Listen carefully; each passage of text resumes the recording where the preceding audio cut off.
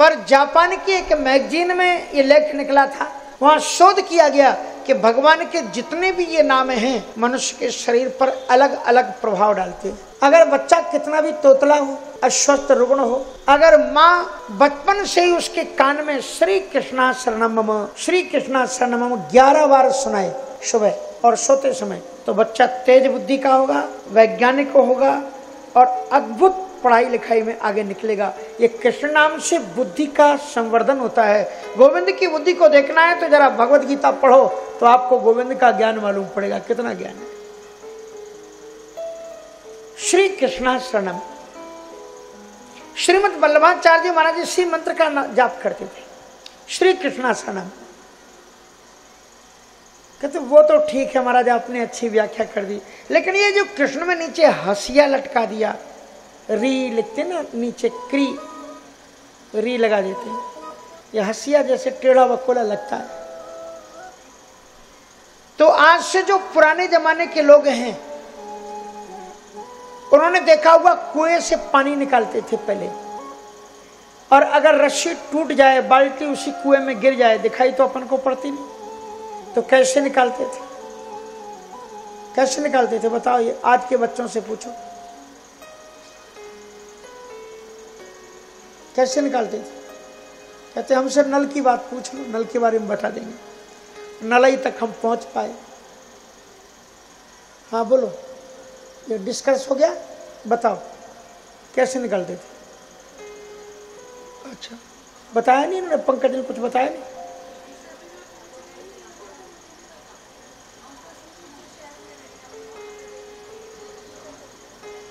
शहर में क्या, मंदिर में तो रहना है, मंदिर में ही कुआं था यहाँ पर पीछे, हमने वहां बैठ करके सन 84 में कथा की। तो उसमें अगर बाल्टी गिर जाए तो लोहे का ऐसा छल्ला होता था, उसमें कांटे लगे रहते थे, ऐसे टेढ़े टेढ़े, रस्सी को बांध करके उसको डाल देते थे, ऐसे ऐसे घुमाते थे कुएं में, एक छोर से दूसरे छोर में, और वो पकड़ा चला।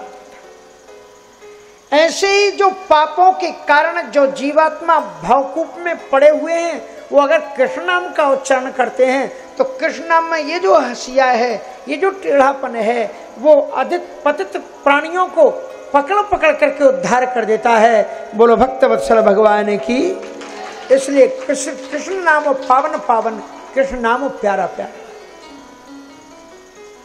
बहुत सुंदर नामकरण संस्कार किए। इसके बाद में ठाकुर जी की बाल लीलाएं शुरू हुई। भगवान जी इधर घूमते हैं, उधर घूमते हैं। नंद बाबा के घर आंगन में गाय बछड़े बनी रहते थे, सो ठाकुर जी थोड़े बाहर निकल जाएं और किसी की गाय की पूंछ पकड़ लें, अब पूंछ पकड़ ले, गाय भागे तो लुथरते हुए पीछे चले जाएं, घिसटते हुए पीछे। और कभी कभी क्या करें, किसी किसी गाय के सींग पकड़ लें, तो वो गायें भी उनमें चैतन्य थी, भगवान को ही देखती थी, और वो जोर से पकड़े रहे हैं, वो ऊपर उठा लें गायें और थोड़ा सा हिलाएं डुलाएं रख दें। मैया जशोदा का खाना पीना भी मुश्किल था, हर पल हर क्षण लाला पर नजर रखती थी। दरवाजे से कोई निकला, बस उसी के पीछे चल दिए, और पीछे चल दिए, और जब पलट करके देखा उसने जाना, तब पता लगा ये अपने नहीं, तो थोड़ा सहम करके फिर वापस चले आए।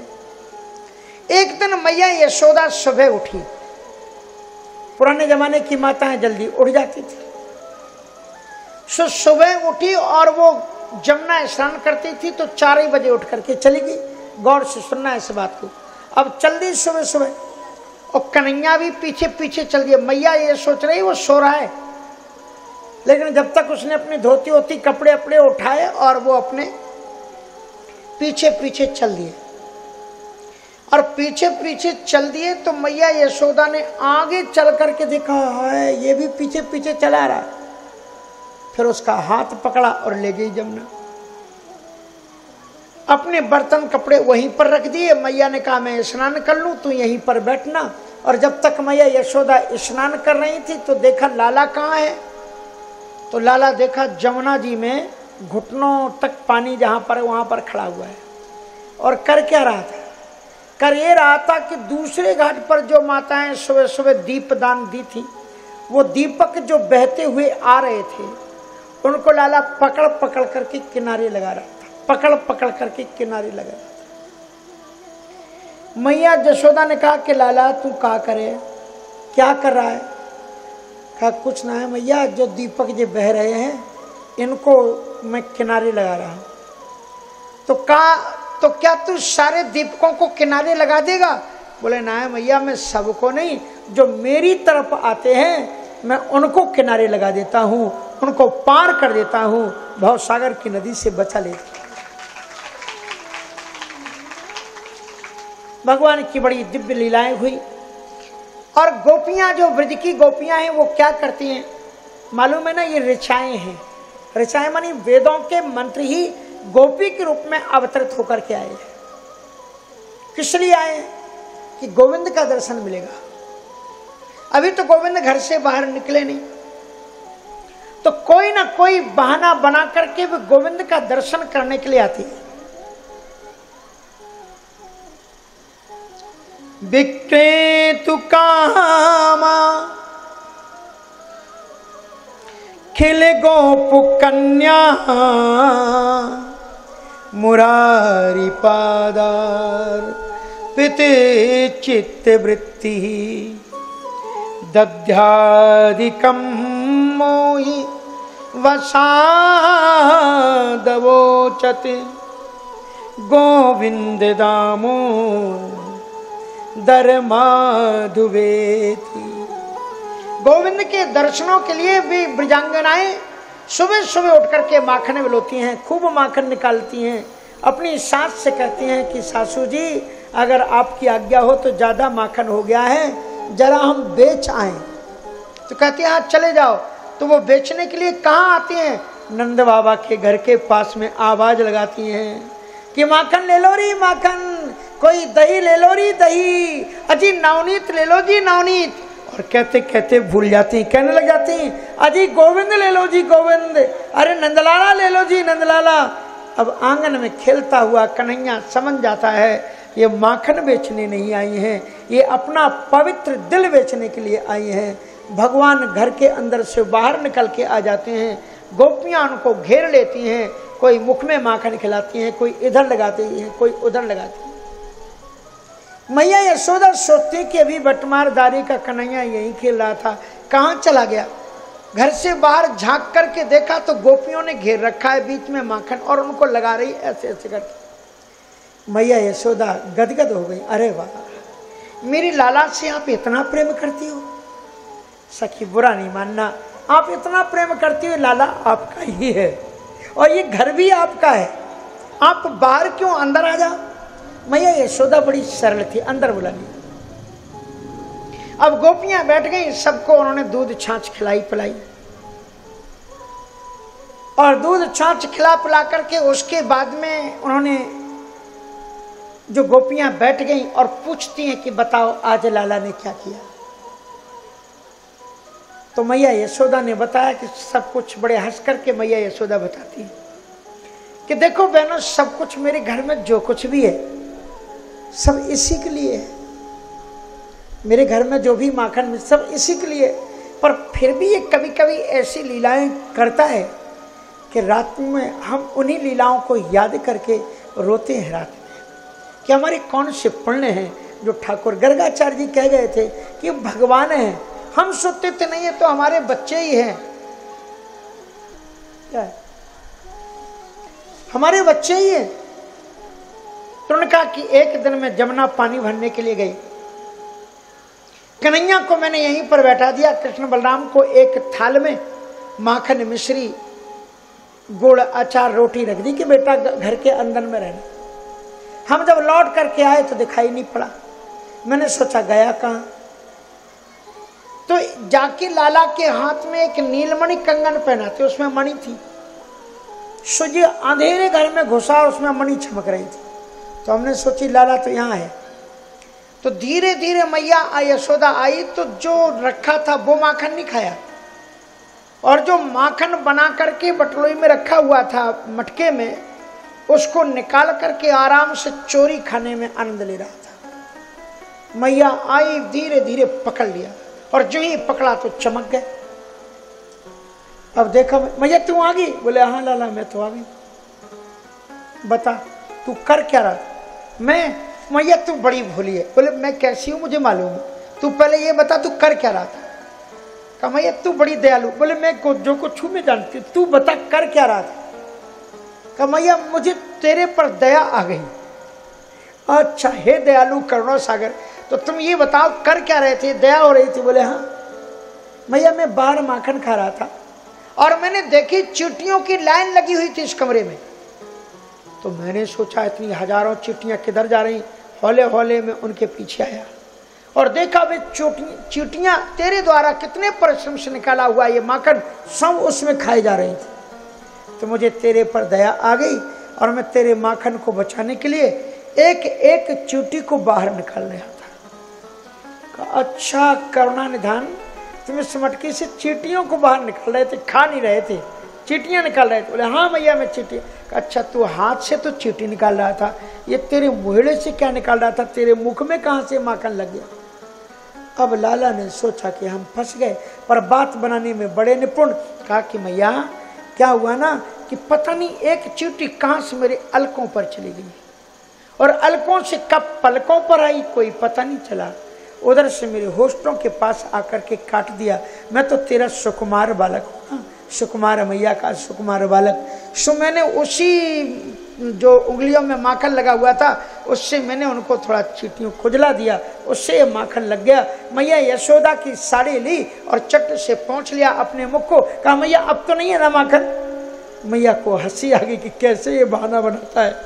और मैया तो ऐसी जब बात बता रही थी मैया यशोदा, तो सखियां बैठकर के बड़े आनंद का अनुभव कर रही थी। एक सखी ने मन ही मन कहा गोविंद न खलु गोपिका नंदनो भगवान, आप केवल नंद नंदन थोड़ी हो, हम सभी भी तो आपके भक्त हैं। ये जो माखन चोरी की लीला आप मैया यशोदा के लिए कर रहे हो, ये कभी एक दिन हमारे भी घर में आकर के करो ना, तब तो हमें मालूम पड़े कि आप मेरे भगवान हो। तो इसलिए अंतर मन से ठाकुर जी को बुला रही थी। ठाकुर जी उसके पास गए, आंसुओं को पहुंचा, कहा चिंता मत कर, परसों तेरे ही घर में नंबर है। सो दूसरे दिन भगवान ने क्या किया, परसों गोप ग्वाल मंडल की अच्छी एक श्रृंखला बनाई। खूब गोप ग्वाल मंडल भगवान ने सब मनसुखा श्रीदामा सबको जोड़ा। और जब वहां पर गए तो जाते से ही सखी से बोले कि सखी और सखी, कहा क्या बात है? क्या तेरी सास जमुना गई थी ना? बोले हाँ। बोले उसे सांड ने मार दिया, वो गड्ढे में गिर गई, अगर बचाना हो तो बचा ला। बेचारी जब तक सास को बचाने के लिए गई, गोविंद सारी ग्वाल मंडली की सखा के साथ में कूद गए और पूरा माखन चोरी समाप्त कर दिया। उधर सास छम छम करती हुई चली आ रही थी। तो जो चली आ रही थी तो फिर बहू को देखा, तू कहां से आ गई बेटा यहाँ? कहा नहीं मुझे पता लगा तुझे सांड ने मार दिया, तो मैं तुझे, हाँ वो कन्हैया तो नहीं आया था, वही बताया होगा। बोले हाँ बताया। तो उसने कहा जा तेरा माखन गया। अब जब तक दौड़ करके आई तो खिड़की से गोविंद खा करके अड़ाई मुर्राई लेते हुए निकल रहे थे। सखी मुस्कुराई, कहा सुनो सुनो ये बात चलेगी नहीं? बोले तब? कहा मैं जब रहूं घर के अंदर में और मेरे सामने चोरी करो तब मैं जानूं तुमको कि तुम चोरों में चोरी के बाण में हो जो प्रवीण। कहा कोई बात नहीं। एक वीक बाद फिर, और एक सप्ताह के बाद में गोविंद जब पूरे मरकटों को सबको लेकर के गए और सबको लेकर के अंदर में गए, तो इस बार सखी ने पूरी तैयारी की थी। माखन को जिसमें रखा था उस मथाने को ऊपर टांगा था जरा ऊंचा, और उसके नीचे अपने पति को एक पर्यंक पर सुला दिया था। उसके नीचे ऊपर मथानी और नीचे में एक पलंग पर अपने पति को सुला दिया और उस मथानी में 10 घंटियां बांध दी। क्या तो इनको पता लग जाएगा, जो ही मठानी पकड़ेगा तो ही घंटियां बजेगी, पकड़ लिया जाएगा। कन्हैया ने देखा क्या तो बड़ी सावधानी की गई है। तो बोले लाला वो तो ठीक है, लेकिन इसके नीचे भी कोई सो रहा है, क्या होगा?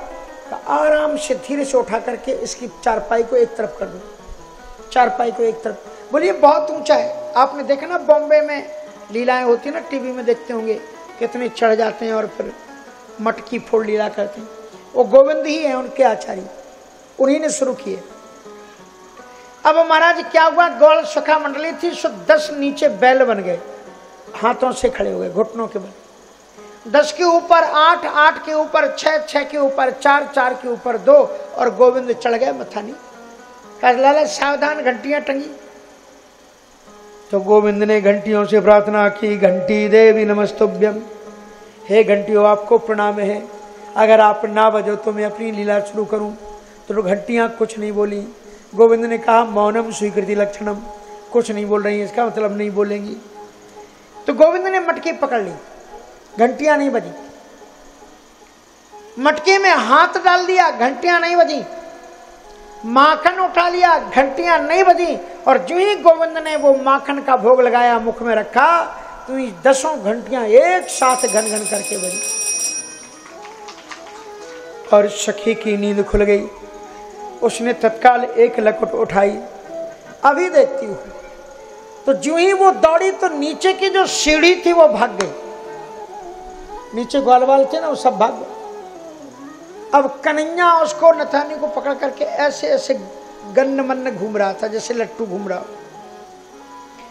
सखी को तो हंसी तो आ रही थी पर उसने उतारा। गोविंद ने कहा तुझे जो करना हो कर लेना, पर घंटियों से बात कर लेना। गोविंद ने कहा कि घंटियों, मैंने तुमसे पहले कहा था कि तुम बजना नहीं, तुम क्यों बजी? पहले ही बता देती तो हम नहीं फंसते। कहा गोविंद ने हमने आपकी आज्ञा का पालन किया, आपने मटका उठाया, हम बजी क्या? बोले नहीं बजी। आपने मटकी में हाथ डाल दिया, हम बजे क्या? बोले बिल्कुल नहीं बजी। कहा हमने आपने माखन उठा लिया, हम बजे क्या? बोले बिल्कुल नहीं बजी।